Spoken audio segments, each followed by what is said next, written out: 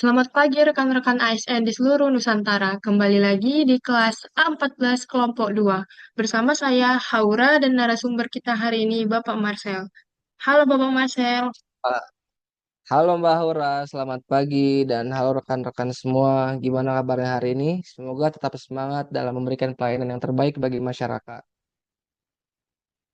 Tentunya semangat terus ya Pak. Tapi jujur nih Pak, kadang saya pikir kita sering dengar jargon, rela berkorban demi bangsa dan negara dalam berbagai pelatihan. Tapi kenapa di keseharian kantor rasanya kok hanya berkutat pada tumpukan kertas, aplikasi yang kadang bermasalah, dan juga rutinitas yang itu-itu aja ya Pak. Sebenarnya di mana ya letak pengorbanannya menurut Bapak? Yang itu pertanyaan yang bagus banget Mbak dan sangat mewakili banyak ASN ya.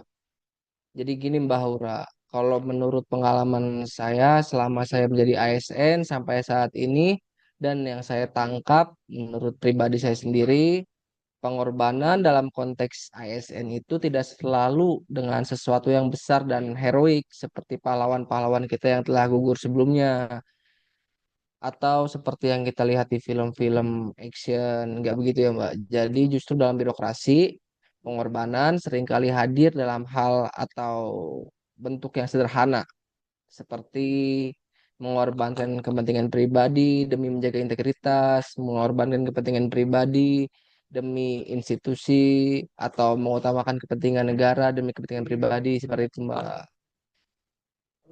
Siapa bisa diberikan nggak ya Pak contoh konkretnya supaya teman-teman di rumah lebih mudah dipahami?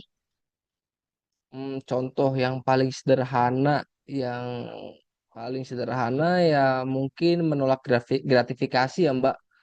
Karena eh, kita sebagai aparatur sipil negara, kita tetap harus menjaga integritas kita, integritas instansi.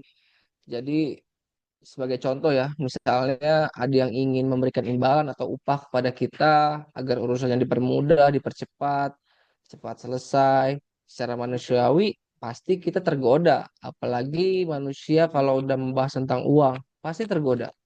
Tapi ketika kita memilih untuk menolak demi menjaga nama baik instansi dan kepercayaan publik, itu Mbak letak pengorbanannya. Kita mengorbankan keuntungan pribadi demi keadilan dan integritas. Seperti itu, Mbak. Ya benar sekali. Emang kalau uang, oh udah susah ya Pak ngomong uang. Berarti kalau Oh, ya kalau termasuk pengorbanan waktu itu termasuk juga ya Pak. Seperti misalnya nih kita lembur di kantor menyelesaikan laporan atau kerjaan penting lainnya. Bahkan ketika hari libur juga kita ngerjain itu tugas. Itu gimana Pak? betul sekali, Mbak. Pengorbanan juga berarti memberikan usaha yang lebih, Mbak, untuk negara atau untuk institusi. Jadi ketika kita tetap melayani masyarakat meskipun jam pelayanan sudah habis, ketika itu merupakan hal-hal yang urgent atau penting, ataupun tetap mengerjakan tugas yang dadakan, kan kita kadang nggak tahu ya, udah jam-jam pulang kerja nih, udah semangat mau pulang nih, tiba-tiba dapat tugas dan harus segera diselesaikan hari itu juga. Otomatis kita harus mengorbankan waktu kita untuk dapat menyelesaikan tugas tersebut dengan maksimal. Karena itu merupakan komitmen kita sebagai aparatur sipil negara, Mbak. Disitulah, Mbak, nilai pengabdian seorang aparatur sipil negara yang benar-benar terlihat, Mbak. Mantap Pak Tuh. Marcel.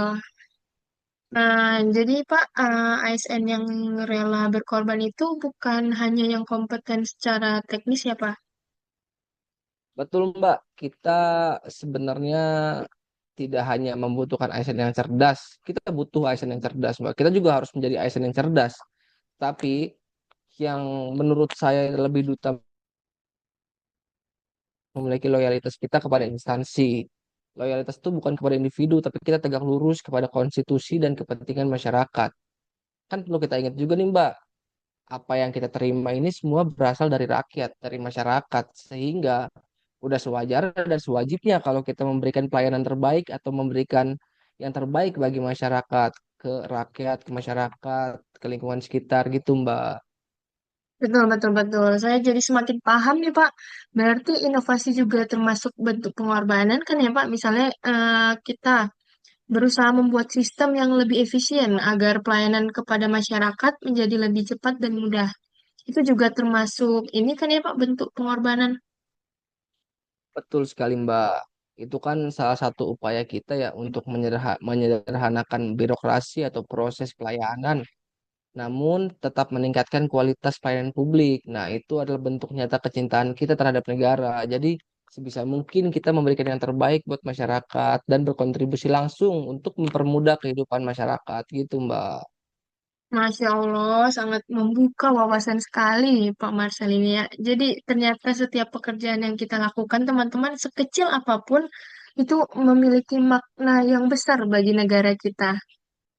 Benar nggak Betul, Pak? Mbak. Itulah betul, Mbak. Itu asiknya, Mbak, jadi ASN, Mbak. Jadi ASN itu bukan sekadar pekerjaan, Mbak, tapi sebuah pengabdian. Jangan pengabdian kita kepada negara.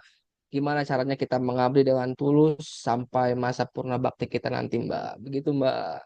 Siap. Terima kasih banyak Pak Marcel atas insight yang luar biasa ini. Semoga kita semua bisa menjadi motivasi bagi penonton di rumah sana. Terima Siap, kasih banyak Mbak. Pak. Sama-sama. Sama-sama, Mbak. Tetap semangat, Mbak. Dan terus berikan pelayanan terbaik untuk seluruh ASN yang ada di Indonesia.